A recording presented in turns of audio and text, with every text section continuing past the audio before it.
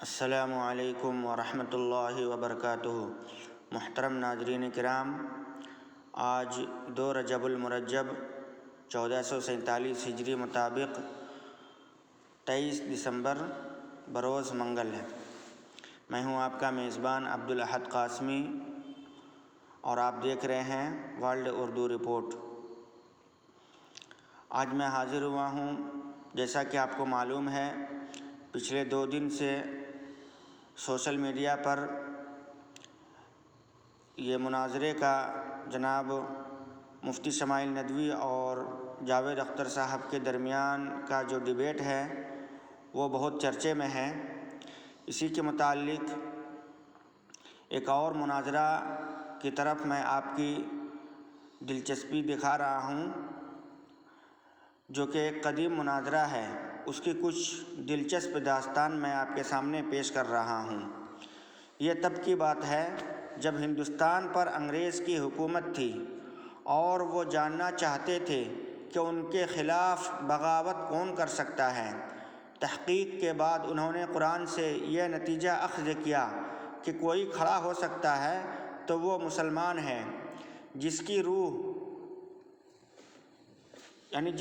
روح جہاد نکالنا ضروری ہے۔ اس کے لیے انہوں نے کئی طرح کے انتظامات کیے۔ اس وقت کے ملعون مرزا غلام احمد جیسے فتنہ ساز تیار کیے، بریلوی دیوبندی اختلافات کو ہوا دی اور فرقہ پرستی کی حوصلہ افزائی کی۔ پھر 1861 میں الہ آباد میں ایک عظیم کانفرنس ہوئی۔ یہ سرکاری سرپرستی میں منعقد کی گئی کانفرنس تھی۔ اس کا نام میلہ خدا شناسی رکھا گیا۔ اس میں تمام مذاہب کے علماء کو دعوت دی گئی کہ آئیں اور اپنے مذہب کے حق میں دلائل دیں۔ اس میں ہندو، سکھ، ڈوگرے، بدھسٹ، مسلمان، چنانچہ ہر مذہب کے بڑوں کو موقع دیا گیا کہ اپنے دین کی حقانیت ثابت کریں۔ عیسائیوں کی طرف سے پادری کارل گولٹیب فینڈر نے اپنا کیس پیش کیا اور دیگر مذاہب کے جھوٹے ہونے کے حق میں دلائل دیے۔ اس کا اصل ہدف اسلام تھا۔ دراصل فینڈر نے 20 برس تک اسلامی تعلیمات سیکھنے میں صرف کیے تھے۔ وہ مختلف مسلمان ملکوں کا دورہ کر چکا تھا، وہاں کے علماء اور مختلف فرقوں کے بڑوں کے آگے ژانوے تلمیذ طے کر چکا تھا۔ وہ عربی کا ماہر تھا، قرآن، حدیث، فقہ، تاریخ اسلام اور اصول اسلام پر عبور رکھتا تھا۔ اسے برطانوی حکومت نے تیار کیا تھا تاکہ ہندوستان کے طول و عرض میں مولویوں اور علماء کرام سے مناظرے کر کے انہیں غلط ثابت کرے اور اسلام کو غلط، گمراہ کن اور جھوٹا مذہب ثابت کرے۔ نعوذ باللہ۔ فینڈر اپنے علمی ہتھیاروں سے لیس ہو کر ہندوستان آیا تو اس نے طوفان برپا کر دیا۔ ملک بھر میں گھومتا رہا اور ہزاروں کے مجمع میں مسلمان علماء سے مناظرہ کرتا رہا۔ اس کے علم کی دھاک بیٹھ چکی تھی۔ جو اعتراض وہ اٹھاتا وہ مولوی حضرات کے بس سے باہر تھے۔ نتیجہ یہ کہ جواب دینے سے قاصر رہتے اور فینڈر مونچوں پر تاؤ دیتا رہتا۔ ان مناظروں کی اطلاع دارالعلوم دیوبند کے ایک بزرگ سرپرست حاجی امداد اللہ مہاجر مکی کو ہوئی تو انہوں نے اپنے شاگرد خاص اور خلیفہ حضرت مولانا رحمۃ اللہ کیرانوی صاحب کو تیاری کا حکم دیا۔ حاجی صاحب اور مولانا دونوں مکہ مکرمہ میں مقیم تھے۔ مولانا مکہ کے مدرسہ سولتیہ کے بانیوں میں سے ایک تھے۔ انہوں نے تیاری کی اور الہ آباد کے میلہ حق شناسی میں پہنچ گئے، جہاں ایک کے بعد ایک مذہب کا عالم آتا گیا اور اپنے مذہب کے حق میں دلائل دیتا رہا۔ جواباً فینڈر اعتراضات کی بوچھار کر کے اسے پچھاڑ دیتا، یہاں تک کہ اسلام پر بات کرنے کا وقت آ گیا۔ تب فینڈر نے انتہائی مشکل اعتراض پر مشتمل ایک تفصیلی تقریر کی اور دعویٰ کیا کہ اسلام نعوذ باللہ جھوٹا مذہب ہے۔ پھر اس نے اسٹیج سے چیلنج کیا کہ ہے کوئی عالم جو اس کے اعتراضات کا جواب دے۔ یہ اعلان کرنا تھا کہ مولانا رحمۃ اللہ صاحب کرانوی اٹھ کھڑے ہوئے اور اسٹیج پر پہنچ گئے۔ انہیں دیکھ کر فینڈر حقارت سے مسکرایا کیونکہ مولانا سب کے لیے اجنبی تھے، لیکن جب بولنا شروع کیا تو فینڈر سمیت ہزاروں کے مجمع کو سانپ سونکھ گیا۔ البتہ وقفے وقفے سے مسلمانوں کے نعرہ تکبیر کی آوازیں گونجتی رہی۔ مولانا صاحب نے فینڈر کے اعتراضات کی دھجیاں اڑا دی اور عربی زبان کے قواعد اور اصول سے ثابت کیا کہ فینڈر کو عربی تو آتی ہی نہیں، وہ محض جاہل مطلق ہے۔ اسلام پر ہونے والے اعتراضات کا تفصیلی اور شافی جواب دینے کے بعد مولانا صاحب نے موجودہ عیسائیت پر اعتراض اٹھانے شروع کر دیے۔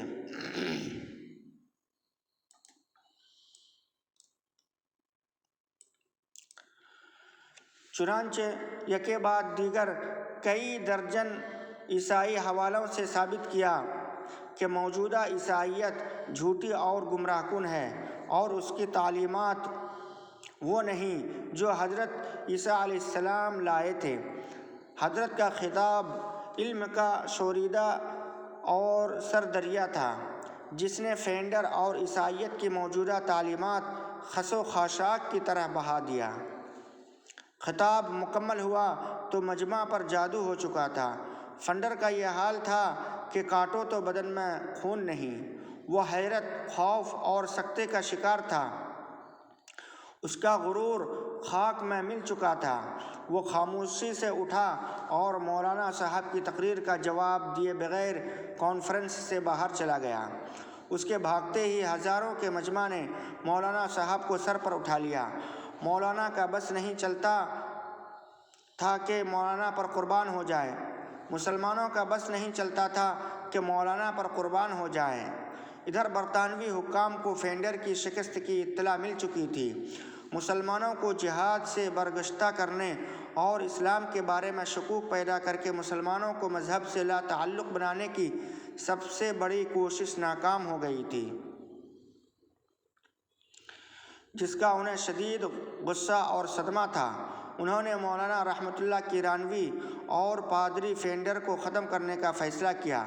مولانا صاحب کو اس لیے کہ انہوں نے سارے منصوبے میں کھنڈت ڈال دی، اور فینڈر کو اس لیے کہ انہوں نے برسوں کی سرمایہ کاری ضائع کر دی اور عیسائیت کو بدنام کر دیا۔ لیکن وہ جو کہتے ہیں نا کہ تدبیر کند بندہ تقدیر زند خندہ، دونوں کو اپنے اپنے ذرائع سے منصوبے کی بھنک مل گئی۔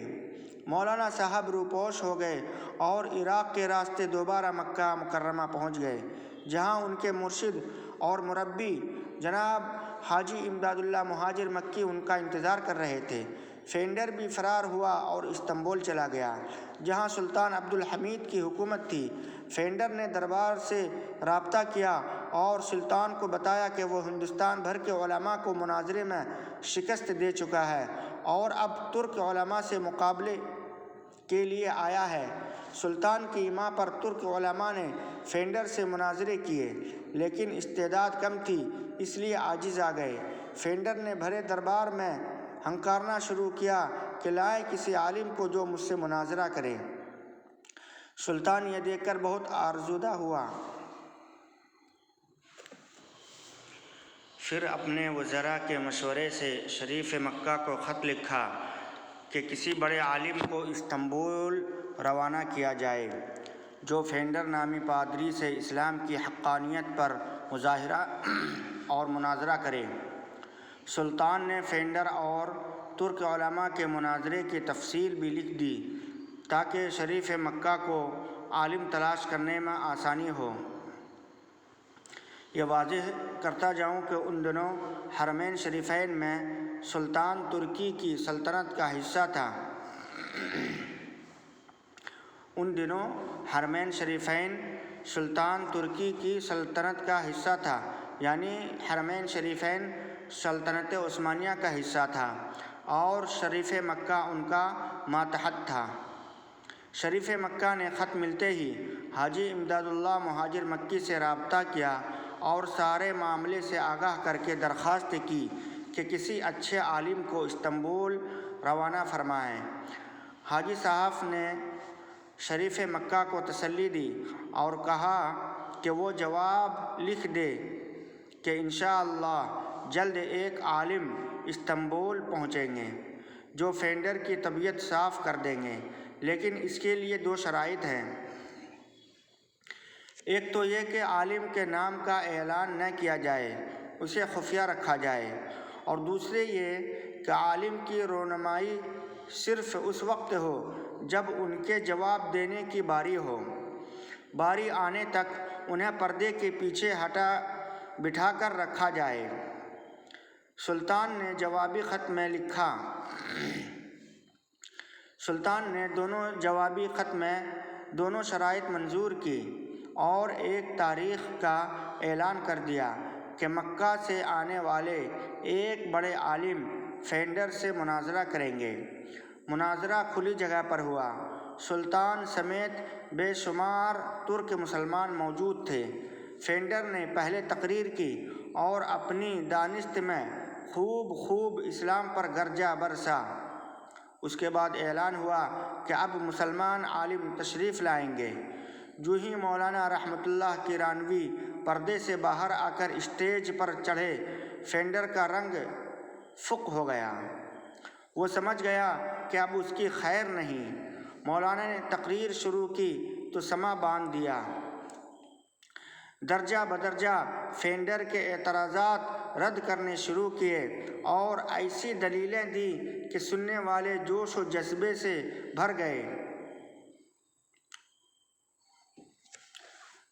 چنانچہ فینڈر کے تمام اعتراضات کا بھرپور علمی جواب دینے کے بعد مولانا نے موجودہ عیسائیت پر اعتراضات شروع کیے تو فینڈر اٹھ کر کھڑا ہوا اور سلطان سے اجازت مانگی کہ اسے اجابت کے لیے باتھ روم جانا ہے، وہ تھوڑی دیر میں واپس آ جائے گا۔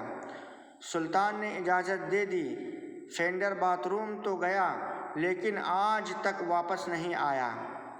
کہا جاتا ہے کہ آج بھی ترکیہ میں اس کا انتظار ہے کہ کب فارغ ہو کر آئے گا اور مولانا کا جواب دے گا۔